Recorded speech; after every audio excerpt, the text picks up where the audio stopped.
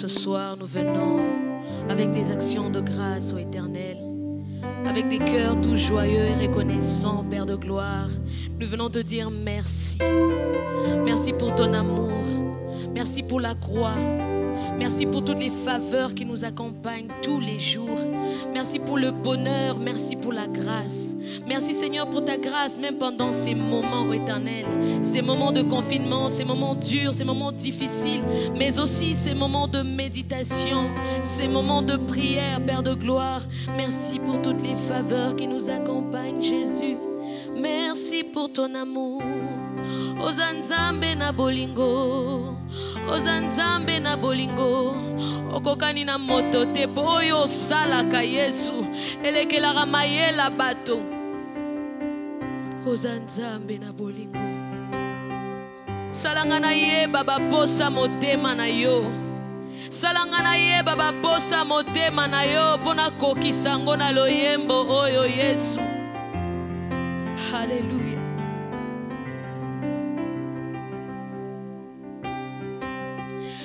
Hallelujah.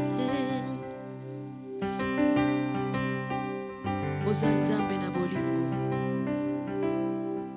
Ozanzambe na bolingo. Obongi na lokumu. Yahweh lokumu ezaya yo. Yahweh lokumu ezaya yo. Ozanzambe na bolingo. Ozanzambe na bolingo. Obongi na lokumu. Obongi na lokumu. Yahweh lokumu ezaya yo. Yahweh lokumu ezaya yo. Salangana yeba. Salangana yeba. Baposa ya motema na yo. Baposa motema na yo. Mabanga na yo kai. Mabanza ya molimo na yo. Bongonga na kokisa papa. Baposa motema na yo. Baposa ya motema na yo. Bongonga na loba maloba eko simba yo. Salangana yeba. Lobanga na yo kai. Baposa ya motema na yo. Hallelujah. Simanga na ningana nanguya ya loboko na yo. Bongo na miso papa bolongo na sena sanjola na mitika yawe liboso na yo. Ozanzambe na bolingo. Ozanzambe na bolingo. Obongi na lokumu. Obongi na lokumu. Yahweh lokumu ezaya yo. Yahweh lokumu ezaya yo. Si lokumu ezaya yo. Yahweh lokumu ezaya yo. Ozanzambe na bolingo. Ozanzambe na bolingo. Obongi na lokumu. Obongi na lokumu. Yahweh lokumu ezaya yo. Yahweh lokumu ezaya yo. Si lokumu ezaya yo. Yahweh lokumu ezaya yo. Lokumu ezaya yo Yesu. Lokumu ezaya yo. Masanjoli ezaya yo. Lokumu ezaya yo mokonzi na nyonso. Yahweh, Yahweh, Yahweh. Salangana mona e. Salangana mona. Nguya ya loboko na yo. Mimonisa na kamwa e. Kembo ya bonzambe na yo. Bongonga na tatola papa e. Makoki na yo mosantu e. Bongonga na sanzola ya e. Lolengo lingo. Mimonisa na kamwa e. Mimonisa na kamwa Yesu. Kembo ya elongi na yo. Simbanga na lenga e. Nanguya ya loboko na yo. Bongonga na loba maloba e. Na maeo na moni na yo. Bongonga na sanzola ya e. Monene na yo. Ozanzambe na bolingo. Ozanzambe na bolingo.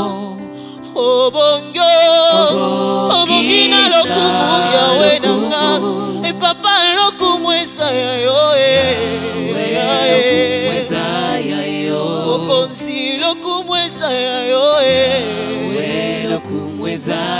yo Oyo sanzambe na bolingo Mokonzi obongo Obongina lokumu yawe nanga Papa nzo yembeli yo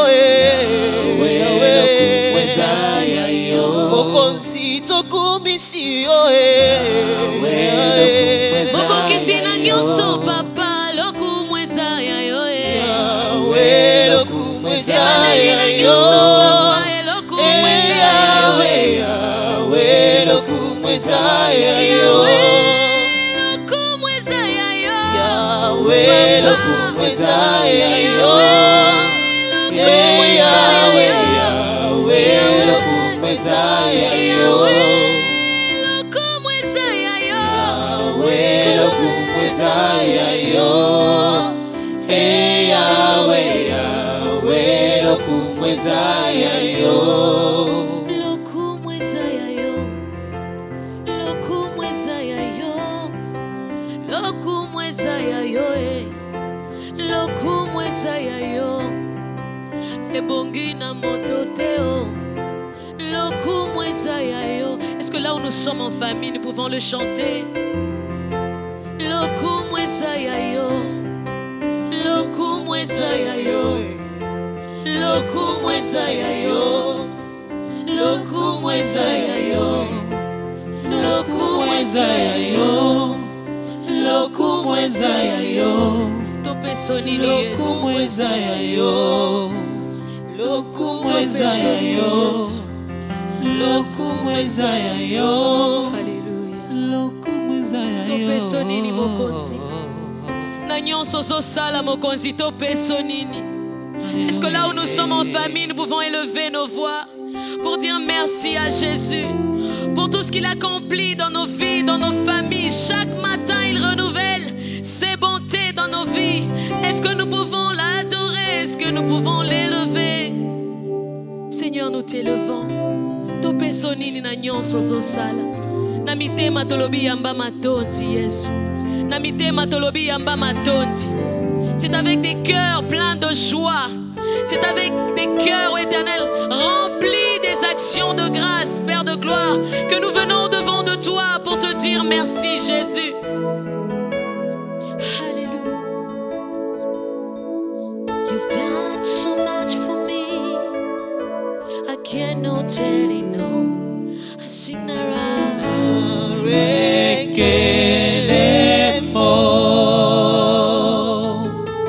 You've done so much for me, I cannot tell you no.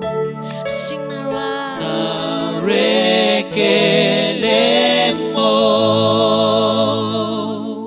If I have 10,000 tongues, it still won't be enough. I sing around.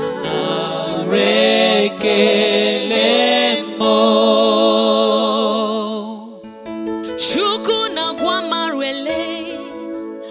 When you heal completely.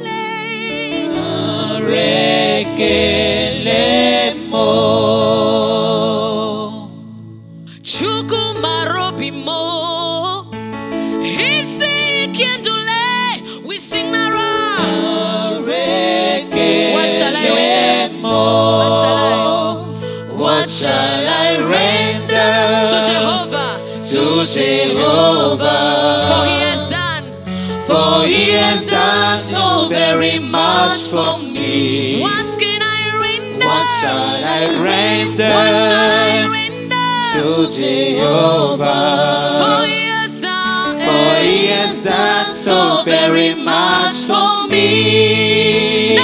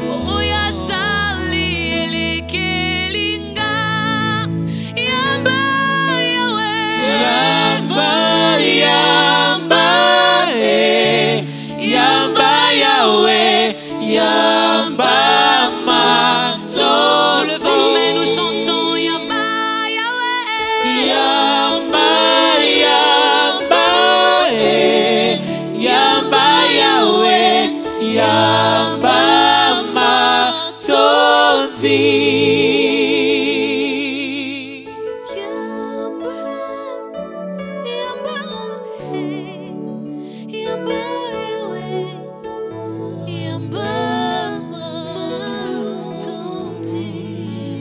Alléluia, Seigneur.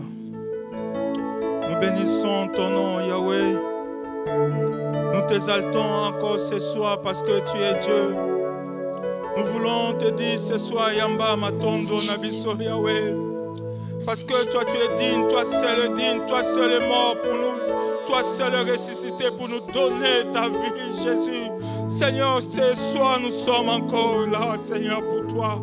Nous sommes encore là pour t'adorer. Nous sommes encore là pour écouter ta parole. Nous sommes encore là, Seigneur Dieu, ce soir. Parce que toi, tu nous dis dans ta parole, approchez-vous avec assurance du trône de la grâce. Ce soir, nous venons répondre à ton invitation, celle de nous approcher de ton trône de grâce. Père éternel, nous te disons merci. Père éternel, nous t'exaltons, nous te glorifions. Toi, tu es Dieu, tu es Seigneur, tu es éternel. Tu es avec nous, Père, tu ne changes pas. Ce soir encore, merci. Merci pour ta grâce. Merci pour ton amour. Merci pour ta sainte présence. Merci pour ta bonté sans cesse renouvelée. Gloire te soit rendue encore ce soir. Au nom de Jésus, Père, nous te disons merci, Seigneur Jésus. Amen.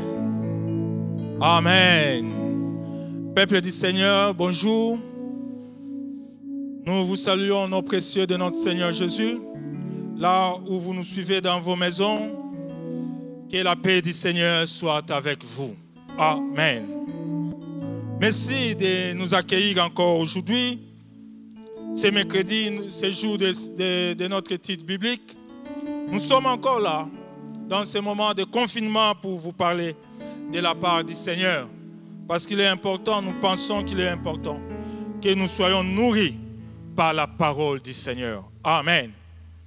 Alors nous allons prendre nos Bibles dans 1 Thessaloniciens 5, chapitre 5e. Nous commençons à lire à partir du verset 16 à 19. Je lis au nom du Seigneur Jésus. Soyez toujours joyeux. Priez sans cesse.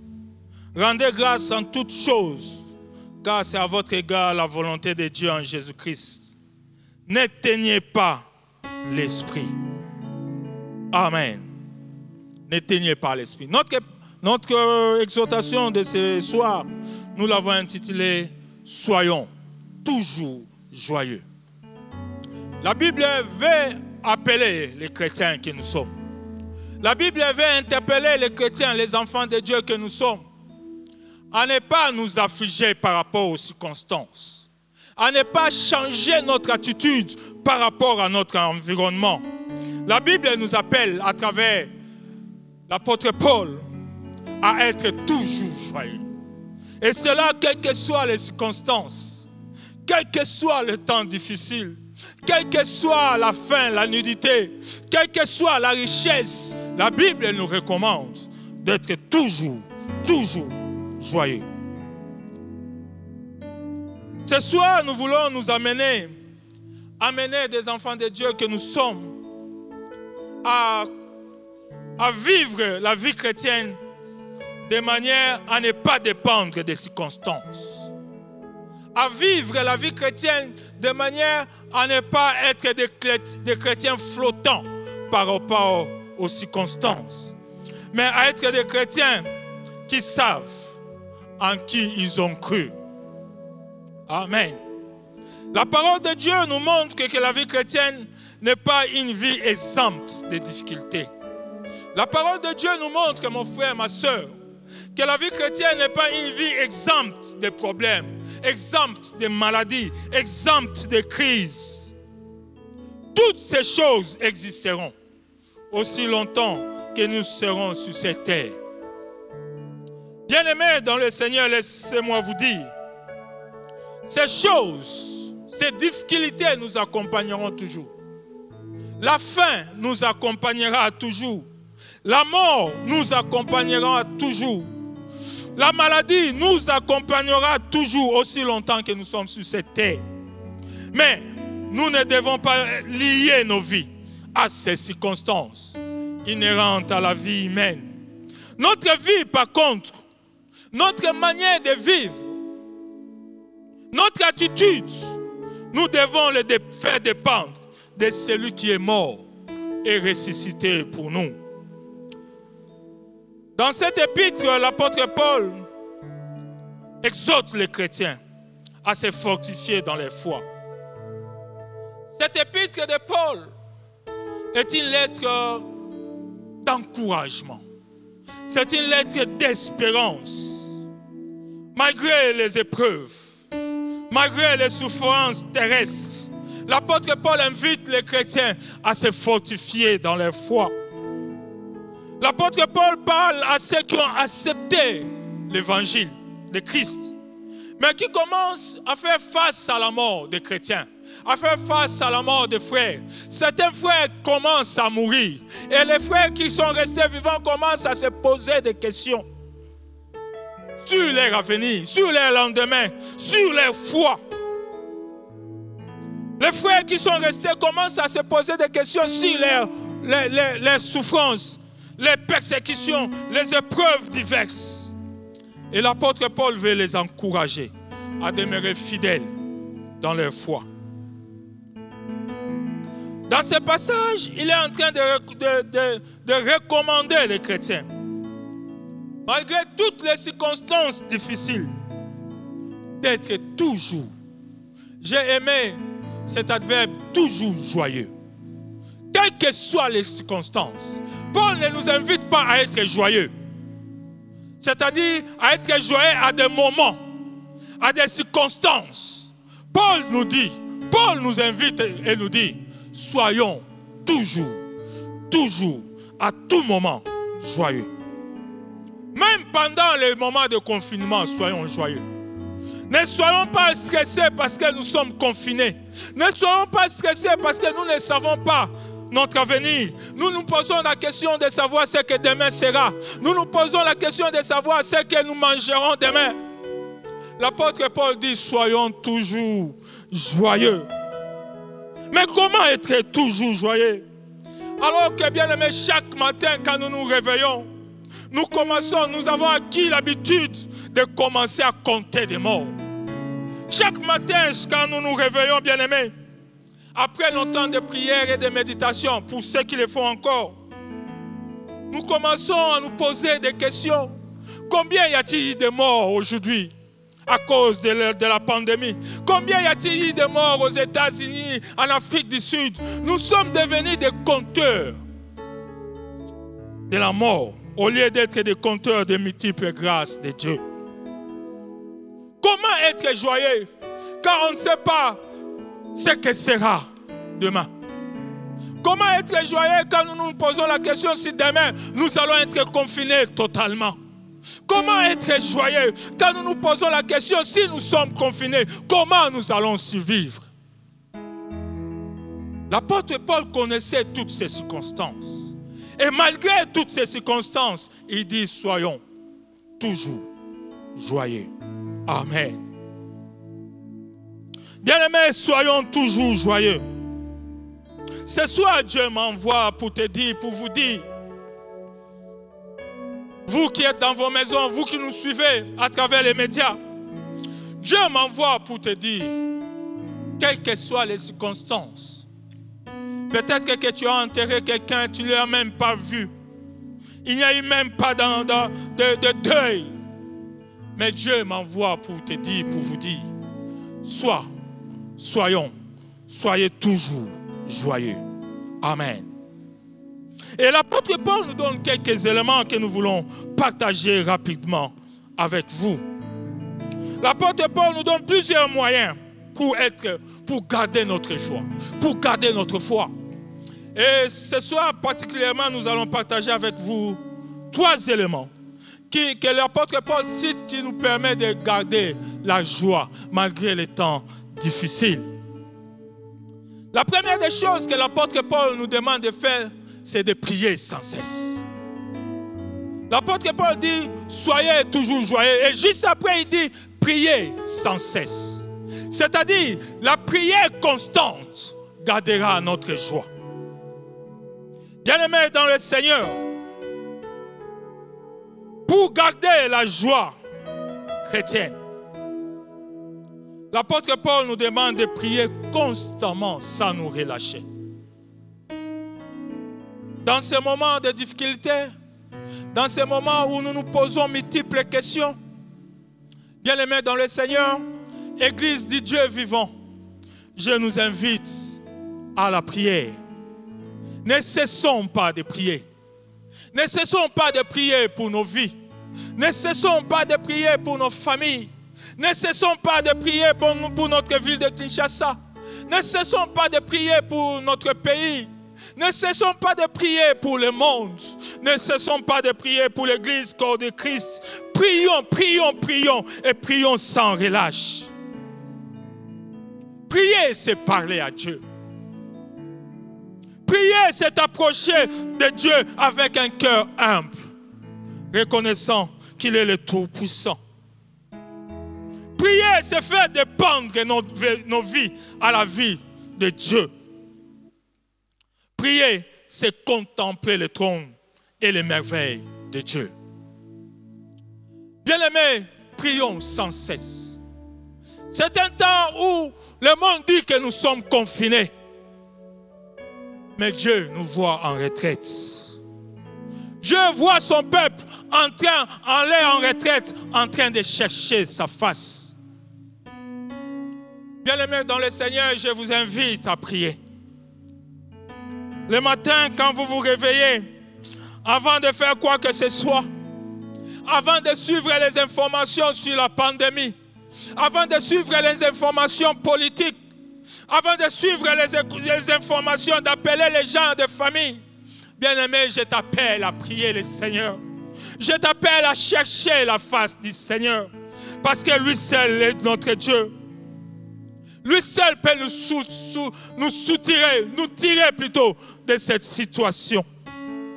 Bien-aimés, prions. Prions le matin. Prions à midi, prions le soir, prions à minuit. Prions à tout moment. Faisons dépendre nos vies au Seigneur.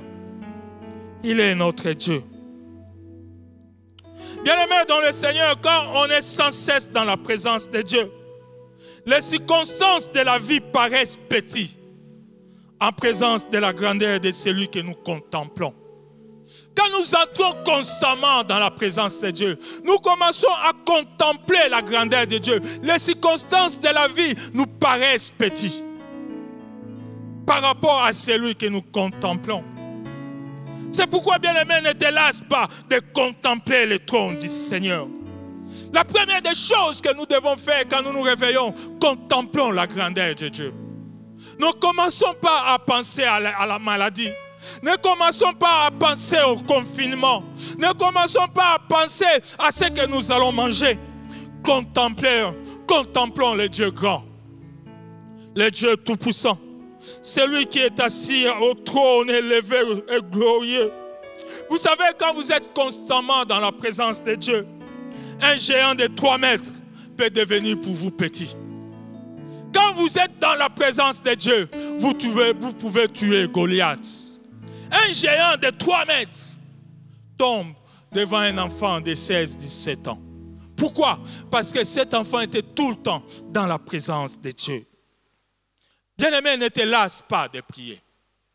Ne te fatigue pas de prier. Cherche constamment la présence de Dieu.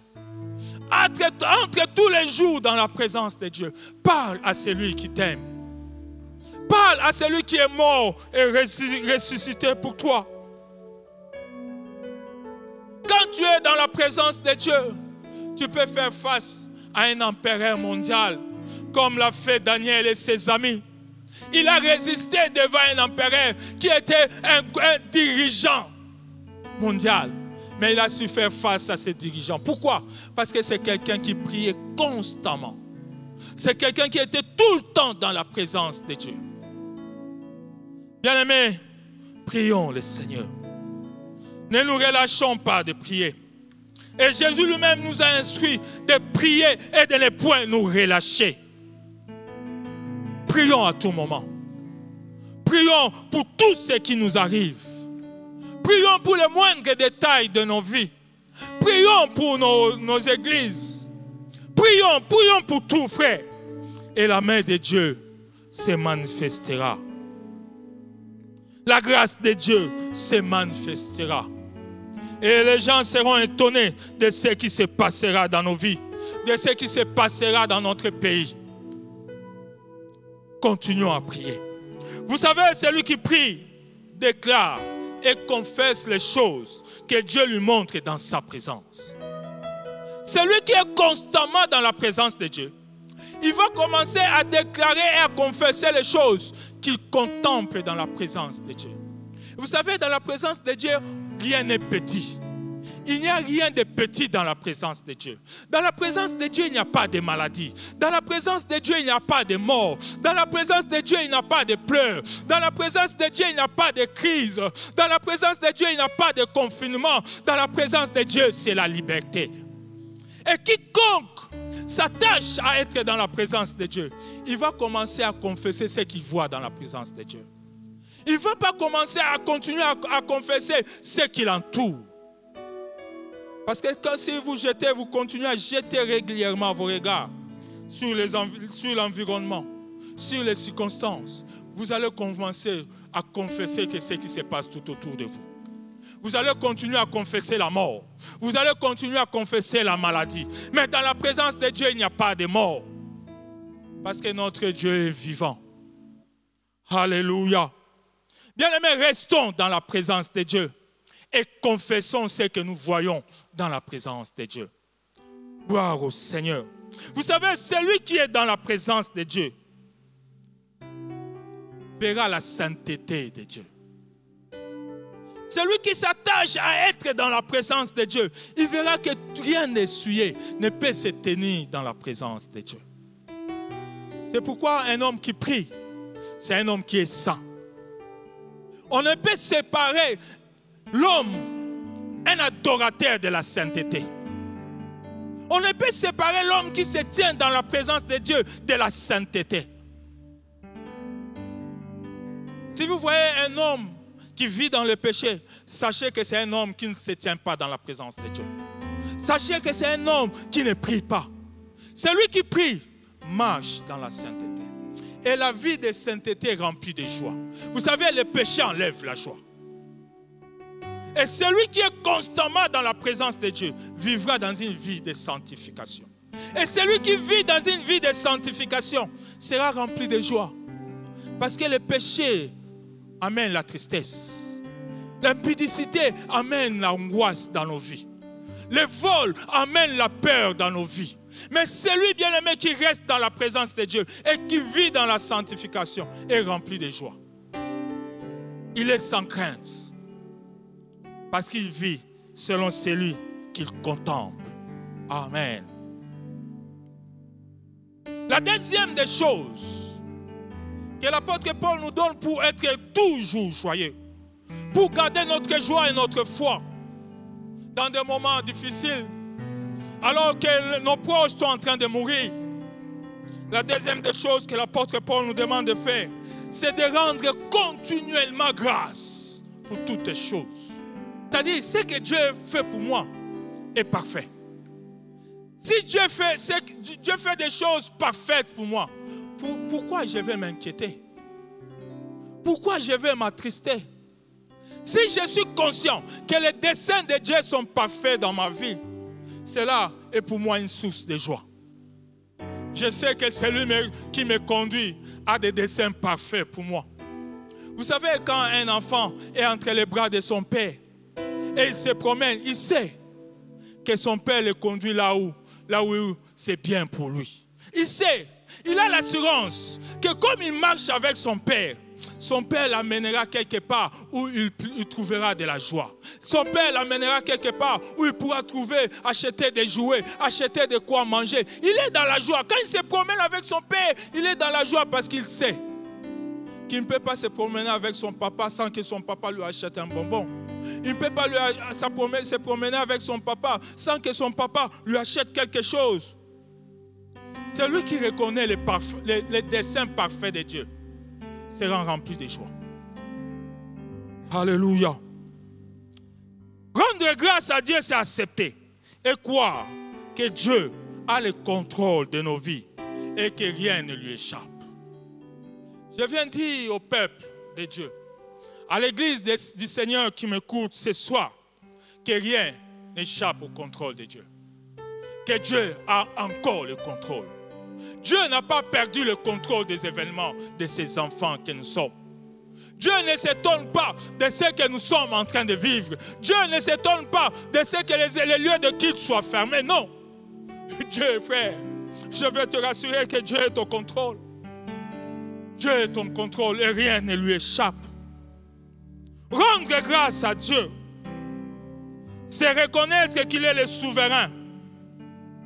Rendre grâce à Dieu, c'est la volonté. Rendre grâce, c'est la volonté de Dieu en Jésus-Christ pour nous. Bien-aimés dans le Seigneur, rendons grâce à Dieu pour nos églises, pour ce qu'il permet. Rendons grâce à Dieu pour notre pays. Rendons grâce à Dieu pour le monde entier. Rendons grâce à Dieu, bien-aimés, pour nos familles. Car Dieu est au contrôle. Je viens, bien-aimé, te rassurer que Dieu est au contrôle. La Bible même nous enseigne, nous renseigne, nous dit, même lors du déluge, Dieu était assis sur son trône. Le trône de Dieu n'est pas perturbé par les événements. Le trône de Dieu, c'est un trône inébranlable. Alléluia. Vous savez, devant la tombe de Lazare, Jésus-Christ a tout simplement rendu grâce.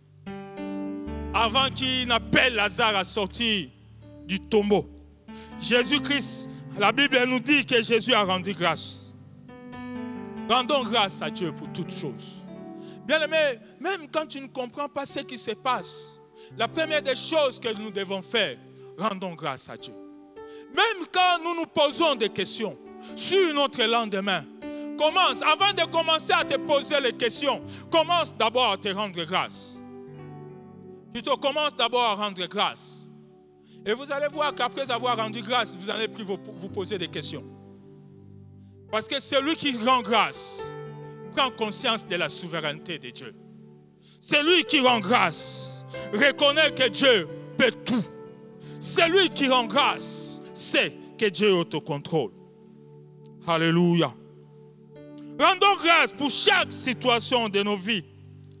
Et nous verrons que la paix de Dieu qui surpasse toute intelligence gardera nos cœurs et nos pensées à Jésus-Christ. Bien-aimés, il n'y a pas de joie sans paix. Le fait de reconnaître que Dieu est souverain et qu'il a le contrôle sur toutes les choses t'apaisera et te remplira de joie. Rends grâce au Seigneur pour le confinement. Rendons grâce, Église du Seigneur, rendons grâce à Dieu du fait que l'Église, les lieux de culte sont fermés. Rendons grâce. Et nous n'allons pas nous poser multiples questions. Rendons grâce à Dieu. Vous savez, celui qui rend grâce ne jugera point le plan merveilleux de Dieu pour lui par les chemins que Dieu lui fera passer, mais par la finalité du plan merveilleux de Dieu. Celui qui rend grâce ne regarde pas les chemins par lesquels Dieu lui fait passer. Même si c'est le désert, il rend grâce. Même si c'est la guerre, il rend grâce. Vous savez, quand Dieu a fait sortir les enfants d'Israël en Égypte, la Bible dit qu'il n'y avait que deux chemins par lesquels Dieu pouvait faire passer son peuple. Soit les chemins de la guerre, soit les chemins du désert. Mais le plus important dans la vie chrétienne, ce n'est pas les chemins. Celui qui rend grâce à Dieu ne s'occupe pas du chemin par lequel Dieu le fait passer. Il regarde à la finalité. Le plus important, ce n'était pas les chemins de la guerre. Le plus important, ce n'était pas les chemins du désert, mais c'était la terre où coulait le lait et le miel. Celui qui rend grâce à Dieu a les regards fixés sur la terre promise. Celui qui rend grâce à Dieu a les regards fixés sur l'accomplissement des promesses de Dieu pour lui. Bien-aimés, rendons grâce au Seigneur. Ne te fatigue pas à juger les chemins par lesquels Dieu te fait passer. Rendons grâce au Seigneur. C'est pourquoi rends grâce pour toutes les choses. Pour toutes les choses, rends grâce à Dieu. La troisième des choses, bien-aimés, que je voudrais nous partager ce soir. L'apôtre Paul dit, n'éteignez pas l'esprit. N'éteignons pas l'esprit. Les chrétiens, c'est un être spirituel, mais qui vit sur la terre. Nous sommes des êtres spirituels. Notre identité, c'est le spirituel. Nous ne sommes pas des hommes terrestres. Nous sommes spirituels vivants sur la terre. Et lorsque nous éteignons l'esprit, nous nous éteignons nous-mêmes. Nous ne sommes plus ce que nous sommes. Et quand nous ne sommes plus ce que nous sommes, la joie de Dieu quitte nos vies. C'est pourquoi n'éteignons pas l'esprit de Dieu. Vous savez, quand nous conservons le feu de l'esprit et nous les rallumons davantage, Dieu nous éclaire par des prophéties. Dieu nous éclaire par des prophéties qui nous permettent de voir l'avenir avec certitude. Celui qui n'éteint pas l'esprit de Dieu reçoit le message de Dieu, reçoit les encouragements du Seigneur, reçoit la force de Dieu d'aller davantage plus haut. C'est pourquoi n'éteins pas l'esprit. L'esprit te rendra fort dans des moments difficiles. L'esprit te remplira de joie dans des moments difficiles. Et là, vous pouvez voir quelqu'un qui ne mange pas, mais en train de sourire. Parce que sa vie ne dépend pas des circonstances. Le Saint-Esprit le remplit et lui communique la joie. Alléluia. L'Esprit nous permettra d'examiner toutes choses et de vivre selon le plan merveilleux de Dieu et non selon les circonstances. L'Esprit nous permettra de nous abstenir de toute espèce de mal. Ainsi, bien-aimés dans le Seigneur, n'éteignons pas l'Esprit. Quand nous sommes continuellement remplis de l'Esprit, nous vivons des circonstances difficiles selon la vision de l'Esprit et nos cœurs débordent de joie. La joie qui provient de l'Esprit touche les vies qui les entourent et les contamine. Bien-aimé, celui qui est rempli de l'Esprit est rempli de joie. Et la joie dont il est rempli touchera les autres, contaminera les autres. Nous n'aurons pas peur d'être contaminés par le virus, mais c'est la joie de l'Esprit qui nous contaminera. Amen. La joie qui provient de l'Esprit touche les vies et les change. Bien-aimés, prions sans cesse. Rendons grâce à Dieu en toutes choses. Et n'éteignons pas l'esprit. Et nous serons toujours joyeux, quelles que soient les circonstances. Ce soir, Dieu m'a demandé de nous dire de garder notre joie dans le Seigneur. Église du Seigneur, soyons toujours joyeux. Que Dieu bénisse sa parole. Nous voulons prier pour vous. Car ta bonté, nous voulons nous approcher de Dieu, de celui qui a rempli nos cœurs de joie, de celui qui nous a sauvés et rachetés, de celui qui ne fait pas dépendre nos vies des circonstances, mais de lui-même.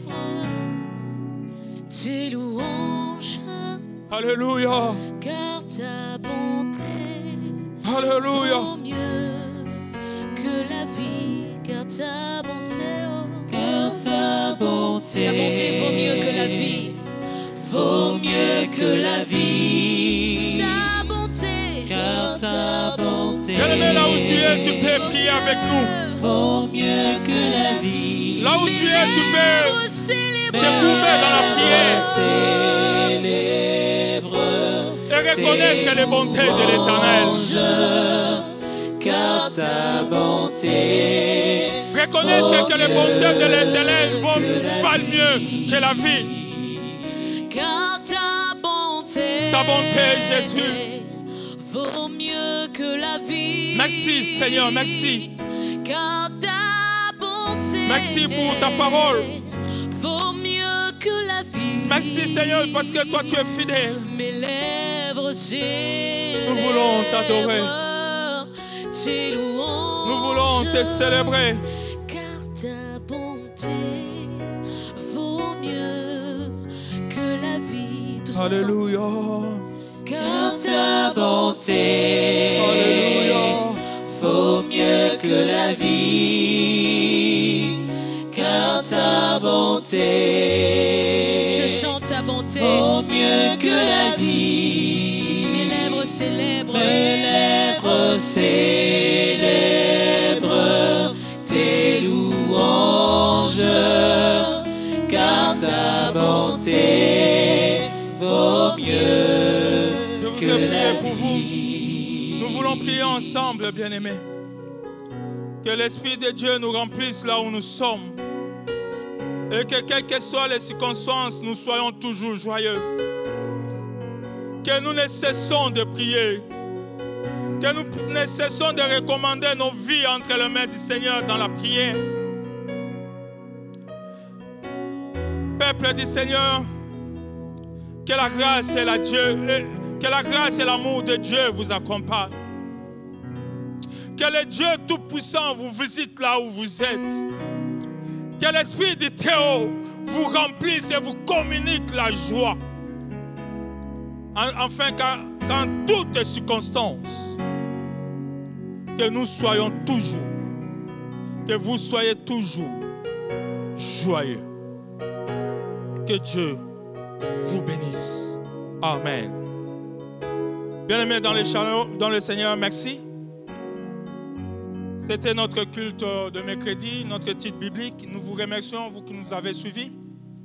Soyez bénis et continuez à nous suivre tout en restant chez vous. Nous venons chez vous et nous vous demandons de nous accueillir chez vous. Nous continuons à venir chez vous chaque mercredi, chaque vendredi à 17h30 et notre culte d'action de grâce le dimanche à 10h. Puisse l'Éternel Dieu Tout-Puissant vous remplir de sa joie. Amen.